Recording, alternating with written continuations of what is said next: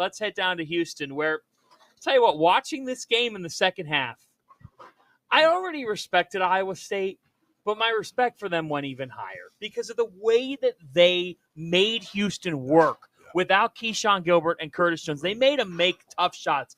But, Jeff, to me, final score, Houston 68, Iowa State 59. LJ Cryer had 28 points, and this Houston team feels different from a shot-making perspective. I've always said, like, LJ Cryer is a top 5 shooter in the country. If you're telling me I can have 5 guys, game in the line, shooting a 3, LJ Cryer would be one of them. You know, he's been around forever. He's done it over and over. And I just feel like for Houston, we haven't seen that many of those games for him in a while. And, you know, the beauty is really Uzan's been really good lately. So it's taken some of the pressure off. They've got Sharp. You know, Arsenault hasn't done that much. But to me, if Cryer can – my biggest concern for them is obviously scoring the ball. They have enough, you know, because we know they're going to play teams. I mean, they held Iowa State to 59 today. They're going to play teams in the 60s most nights. Can they score enough? And that's where LJ Cryer – he's got to do this more often. Well, and it wasn't just making shots. It wasn't just catching, shooting open threes. Like, he was creating stuff himself. He hit like 4 or 5 step backs over Tamin Lipsey, over some of those really good Iowa State defenders. And his shot making in the second half, we were watching it over at Schaefer's, and every one that he took, I was just like, oh, it's another one, right? And Milos Uzan, his development, we said this the other night, right? His development into being a playmaking leader for them and to being able to embrace that role a little bit more than he did. You know, I think he needed to be more selfish than he's been.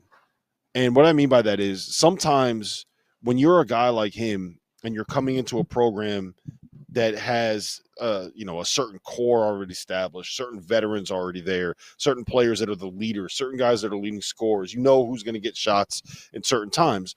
It's very easy to show up as a point guard and just blend in and try not to rock the boat and try to make sure that you're getting the ball to the guys that need to get the ball. And sometimes the best thing that you can do as a point guard, the best thing you can do is go out there and make the shot and take the shot yourself. Go out and create something for yourself, because he made 2 huge – he made a big 3, and they had a runner in the lane here that kind of iced the game down the stretch. He's done that before. It was a couple of games ago he did the same thing. Like, he's just – those two have really developed into a really solid 1-2 punch. And well, it takes time to adjust to Kelvin Sampson.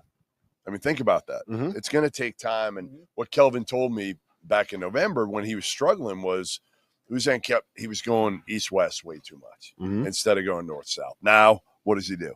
He attacks. Yeah, he's going to the basket. He's looking to score. He's being aggressive. He understands that there are times where the best shot that Houston can get offensively is him going and trying to make a play. Because I mentioned this the other day.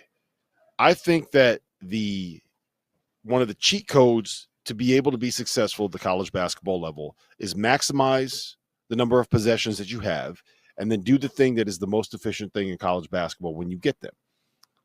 Force turnovers. Houston's top 10 in the country in turnover rate. Get offensive rebounds. Houston's top 10 in the country in offensive rebounding rate. And make threes. And Houston is top 10 in the country in three-point shooting percentage. That's crazy to me. They don't shoot a ton of them, but they make them when they shoot them.